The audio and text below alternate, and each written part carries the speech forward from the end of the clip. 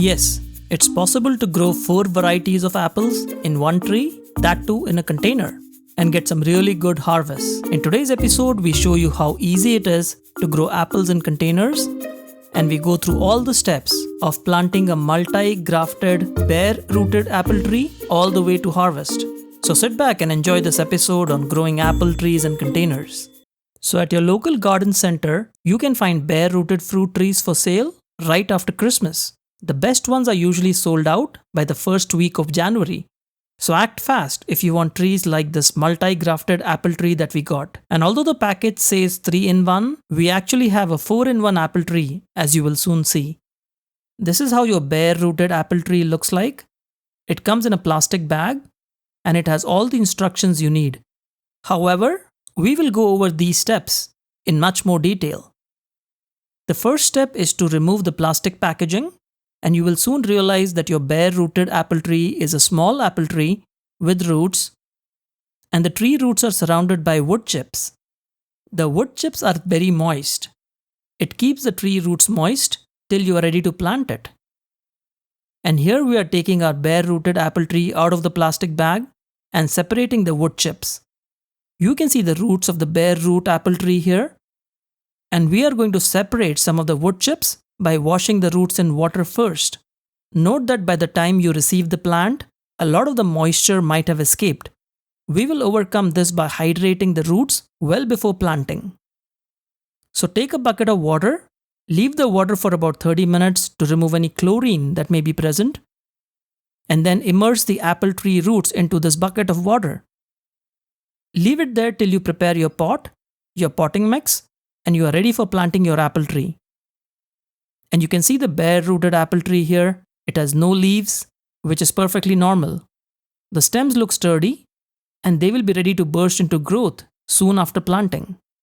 Here is our bare-rooted apple tree, and we will plant it in this 15-gallon container. You can use any container size you wish, depending on when you will be repotting it. I will be repotting mine after about 1.5 to 2 years. So this 15-gallon pot should be big enough for the roots to grow. We will also be keeping it in a larger pot, but planting into an extremely large pot is not a good idea.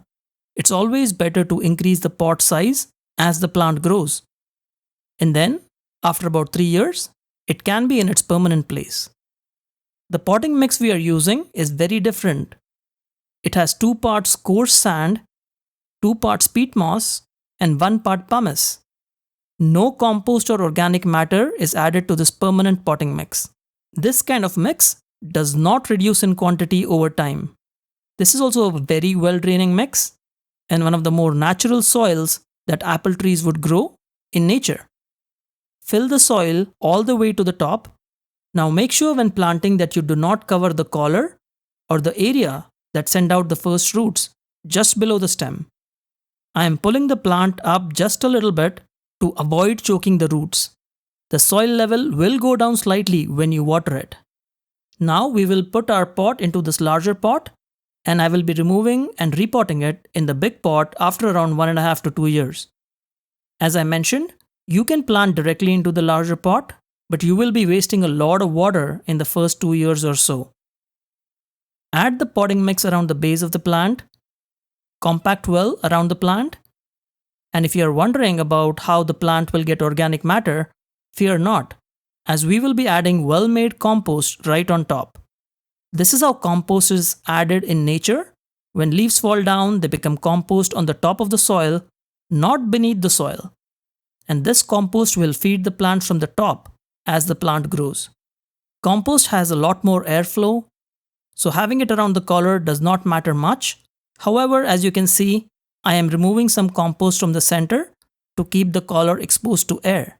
Now, do not skip the step of adding compost or planting mix, which is a mix of compost and manure, by the way, as the soil mix we have used is inert and does not contain any nutrients. We will also be adding fertilizer to the plant as the plant grows. And last but not the least, water well. Watering your apple tree at this stage removes all the air pockets and gives the roots the optimal environment to grow inside the pot. Water at least 2 to 3 inches, and the water will percolate and go down into the root zone after a few waterings.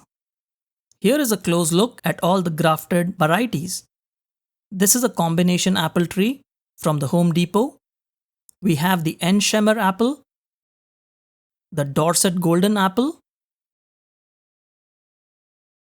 the Anna apple. The next graft is the Beverly Hills apple, all of which fruit heavily even in areas with low chill hours or milder winters like we have here. But the most important thing is that these 4 apple varieties will cross-pollinate each other for maximum yield of apples.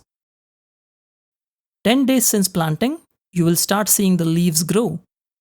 Now this may take longer if you have cold winters, so please be patient and wait for the plant to send out new leaves, which can take up to 3 months. And we also have beautiful flowers on our apple tree.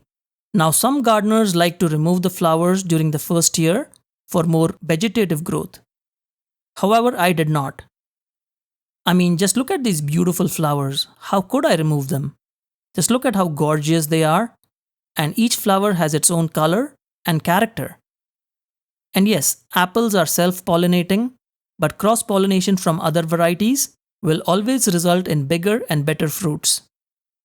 12 days since planting, we have added some straw mulch to conserve the water, and more importantly, to cover the compost, as this causes higher microbial activity and more nutrients being sent to the plant roots, and overall really good for your apple tree. The plant is also growing very well at this stage. Here is how the apple tree looks like in the container, and yes, it's possible and actually easy to grow an apple tree in a container and be successful. 60 days since planting, the flowers have now transformed into fruits. While not every flower will turn into fruits, some will. This is the first year of growing, and the plant needs enough energy to produce a lot of fruits. But don't worry, your fruit production will go up dramatically as the plant grows. I have not staked our apple tree. However, if you have strong winds in your area, I highly recommend staking and supporting your apple tree during the first year of growth. 140 days since planting, the 2 apples that the apple tree produced are looking great. The apple tree is also looking much better. There's much more foliage, growth, and vigor in the tree. Remember that apples are deciduous trees, so they will lose some or all of their leaves in winters and grow back in spring. 148 days since planting, we have our first harvest. Beautiful looking apples as you see here, and let's harvest the second one too. If you do not harvest the apples at this stage, they will fall down, as what happened with our first apple, and there are chances that slugs and snails can get to it. So harvest your apples on time. Here are our apples, and they look beautiful. Homegrown apples are also very fresh and delicious since you eat them right away without storing them, unlike store-bought apples. Now let's look at what fertilizers you can add for your apple tree or any fruit tree. You can either use a salt-based fertilizer for faster results, or if you have poor soil. And if you're like me, use a granular organic fruit tree fertilizer. I'll provide links to these products in the video description. Apples, just like other fruit trees, need consistent fertilizer. What you also need is a mix of compost and manure. I have mixed steer manure, chicken manure, and homemade compost in this mix that I'm spreading out around the tree. Spread the planting mix around the base of the plant. This is what will keep adding organic matter into your soil and will also cause an increase in the beneficial bacteria in the soil. We then sprinkle the organic fertilizer all around the plant and thoroughly mix it into the soil. Spread it all the way to the edge of the plant till what is called the drip line. This fertilizer schedule must be carried out at least every few months. Here is a calendar schedule on how to accomplish this. Once done, water your plant thoroughly. This is extremely important. I know people who added fertilizers and manure and did not water the plant with very unfavorable results. So make sure you water well. Let's talk about insects and diseases. The apple tree has fairly less problems with insects and diseases. However, aphids can be a problem during summers and even in fall. My weapon of choice is this all seasons horticultural oil, which is an organic option and controls insects as well as fungal diseases on apple trees and other fruit trees. You will need to mix it in water as per the instructions and then use a sprayer to spray your apple tree. Never spray the tree when blooms or fruits have set in. The best time to spray your plants to protect against pests and diseases is after harvesting fruits or when the plant is dormant, like late fall or winter.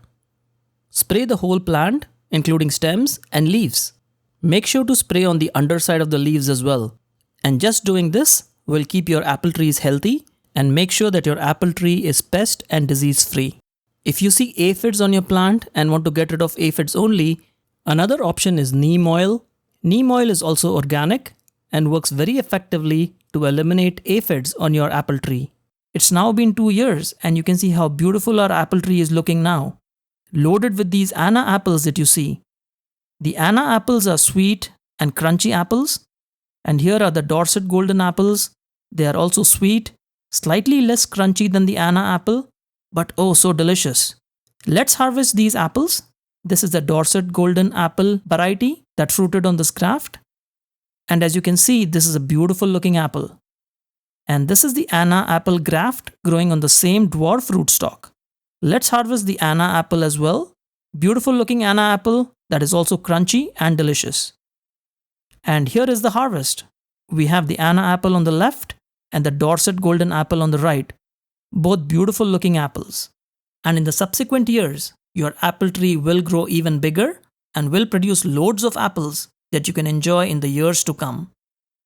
And this multi-grafted apple tree is on a dwarf rootstock, so it makes for an excellent patio plant as you can see here. It's in full sun. Apple trees produce sweet and delicious fruit when they get at least 8 hours of sunlight every day. We've also grown some shallow-rooted Binca plants around the pot since it's so large, and for some added beauty to our patio, but that's entirely optional. Growing apples in your home garden is one of the most rewarding experiences, and the fact that you can grow a multi-grafted apple tree in a pot in your balcony or patio means that you have no excuse not to grow your own now. I hope this video encourages you to grow your own apple trees in your garden, patio, or balcony. Once you start growing your apple tree, you will see how easily you can get great tasting fruits right in your home. It's a great investment as well, as buying apples all the time can get pricey. Apples are also a great source of nutrients and are a great addition to your diet. An apple a day keeps the doctor away is actually right, looking at the excellent nutrition profile of apples. And there we have it. If you like this video, smash that like button, and if you have any comments or questions, put them in the comments box below. We'll see you again soon. Happy gardening!